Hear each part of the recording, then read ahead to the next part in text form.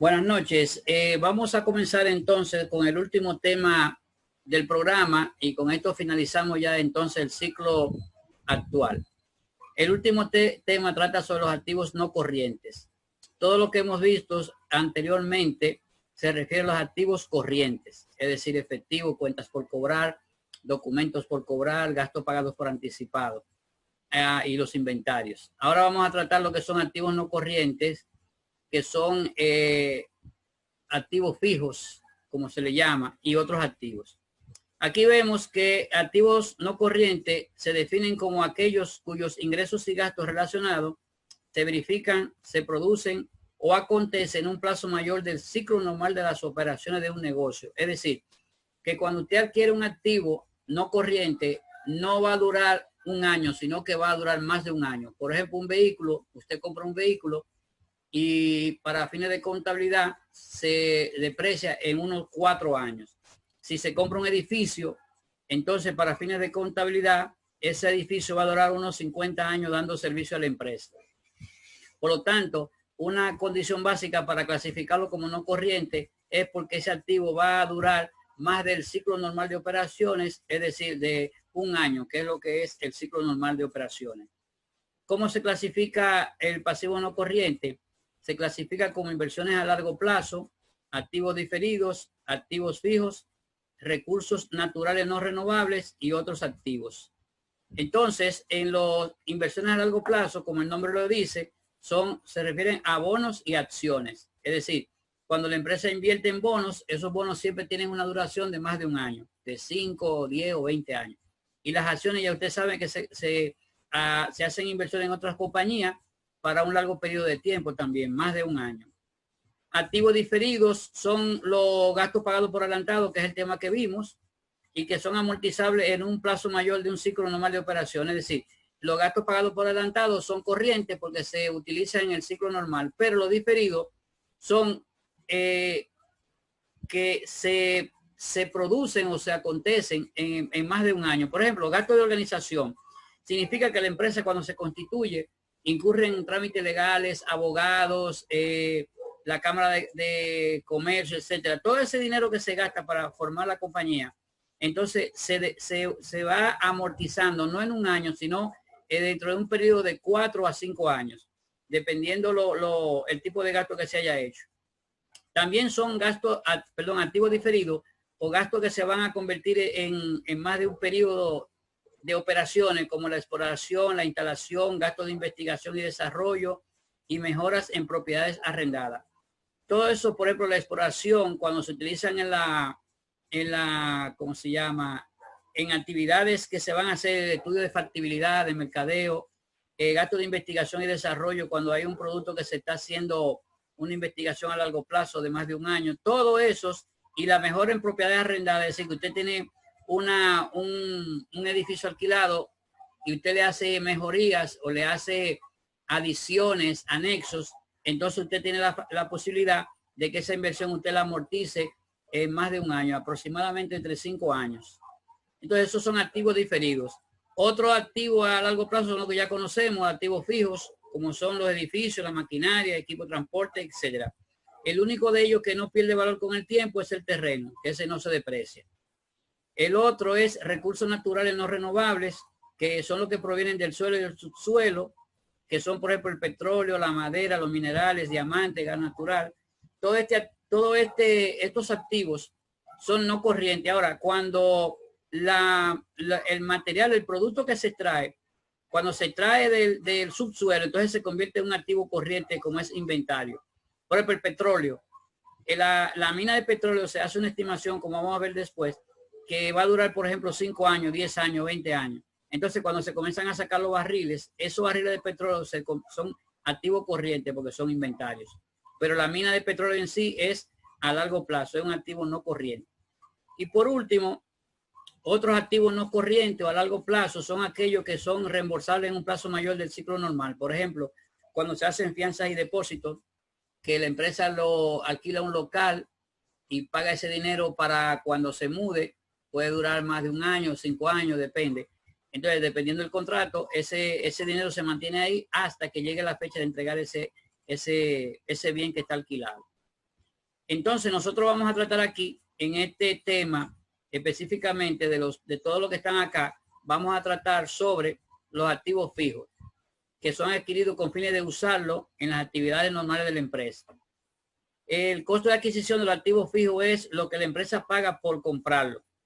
Y si lo fabrica, entonces es lo que la empresa invierte en la fabricación de ese activo. Por ejemplo, si es un edificio que la empresa lo fabrica, todo lo que incurre, materiales, mano de obra, todo lo que incurre forma parte del costo de ese edificio.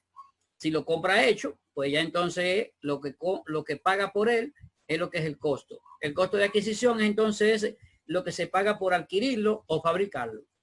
¿Qué es la depreciación? Es la pérdida del valor que ocasiona el uso del activo, ¿verdad?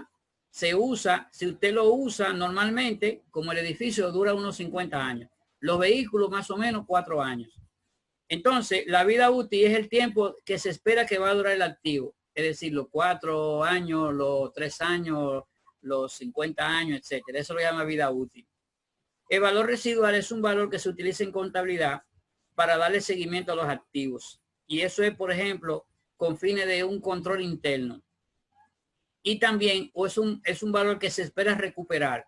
Como vamos a ver después en la fórmula, el valor residual es un valor que se espera que cuando el activo termine su vida útil, por ejemplo, un vehículo, al final de los 4 años se estima que ese vehículo que costó 1 millón, pudiéramos conseguir por él, qué sé yo, 50,000 pesos.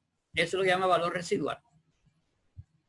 Los activos tienen los siguientes métodos de depreciación. Ellos hay más, pero lo que son los más conocidos son estos 3 que están acá. Es decir, el método de depreciación en línea recta, que aquí está la fórmula, costo menos el valor residual por 1 dividido en la vida útil por el mes y el año que se utilizó. Esa línea recta es 1. Las unidades de producción, por ejemplo, en el caso de las minas o de las maquinarias, ese se utiliza por la producción. Es decir, por ejemplo, hay empresas como la cervecería o empresas que fabrican productos que trabajan las 24 horas del día. Entonces, no se deprecia la maquinaria por el tiempo de uso, sino por la producción que ellas tienen. Y el último es el saldo doble decreciente, que ese sistema no se utiliza mucho en el país, pero para fines docentes hay que explicarlo, por si le toca a ustedes trabajar en una empresa que son sucursales aquí, es decir, que representan empresas extranjeras que pueden tener este tipo de depreciación. Vamos a ver entonces la depreciación con un ejemplo práctico.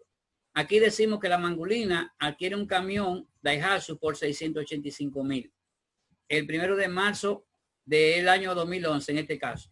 Se estima una vida útil de 4 años y un valor residual de 5,000. Es decir, que después que se transcurran los 4 años, ese vehículo se puede vender por 5,000 pesos. Ese valor que se puede recuperar. Puede ser más, puede ser menos, porque es una medida para fines también de control interno. La garantía del vehículo es de 1 año o 100,000 kilómetros que ocurra primero. Eso es lo que se estipula aquí. Entonces, ¿cómo se calcula la depreciación? En línea recta, le aplicamos entonces la fórmula.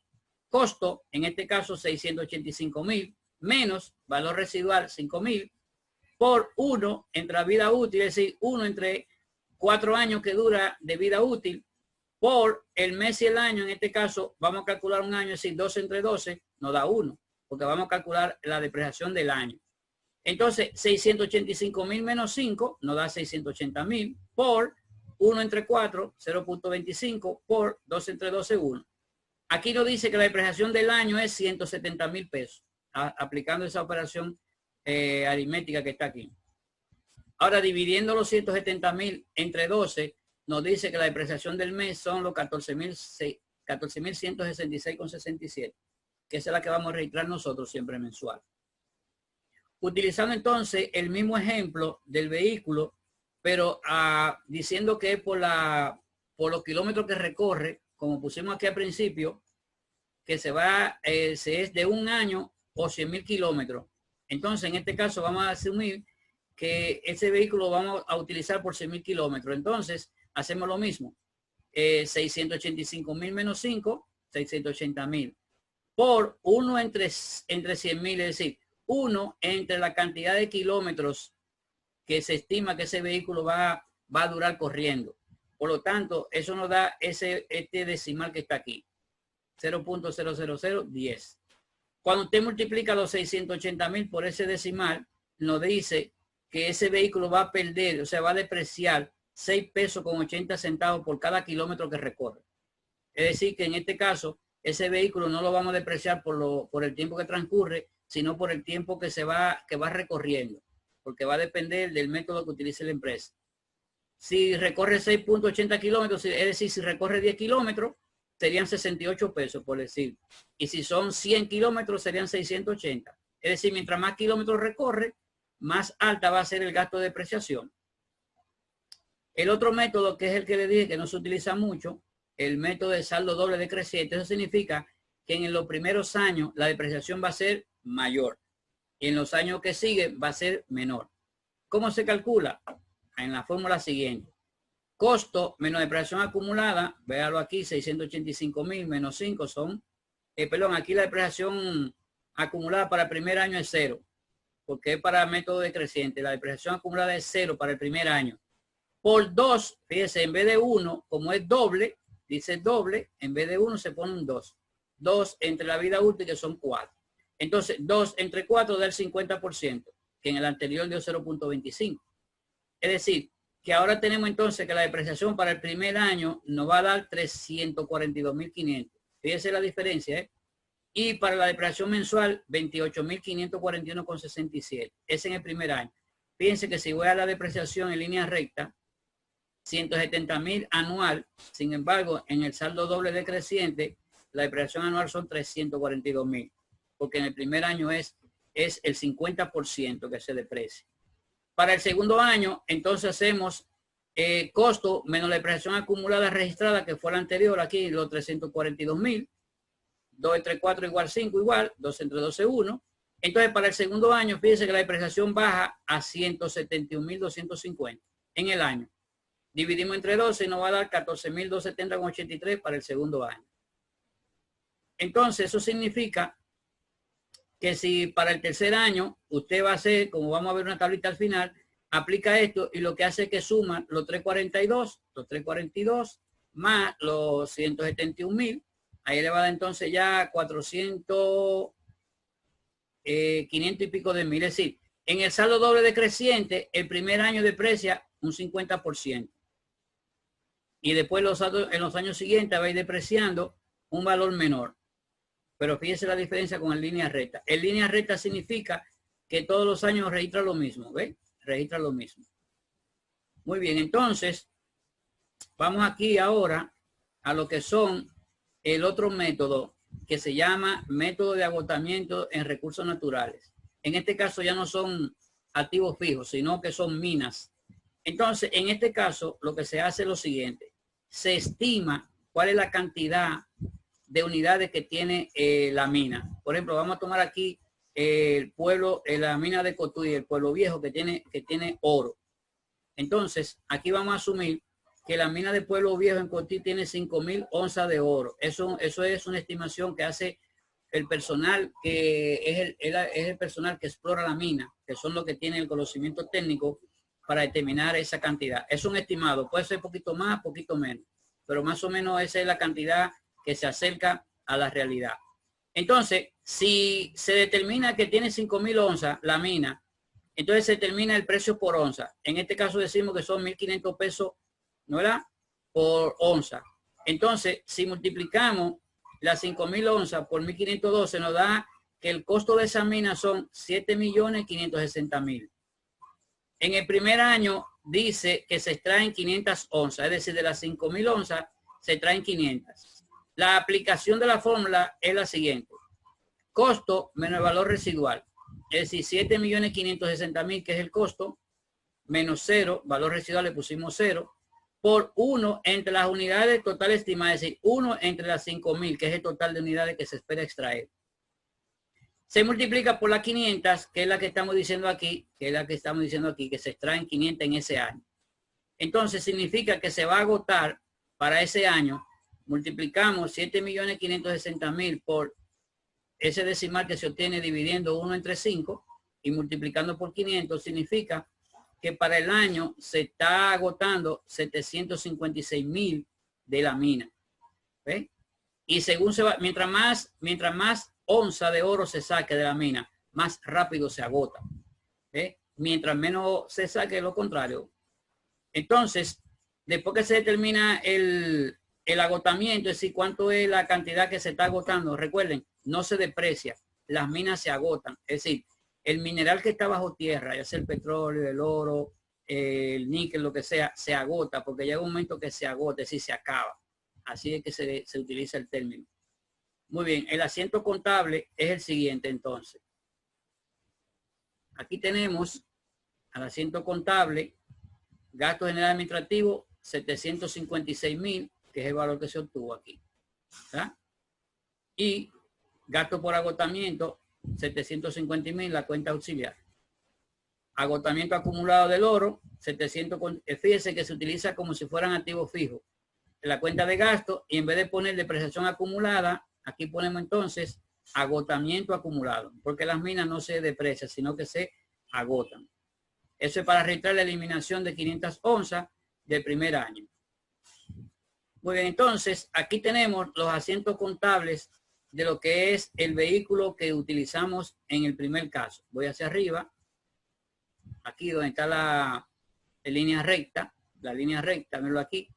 Dijimos que la línea recta va a depreciar en el mes 14,166,67.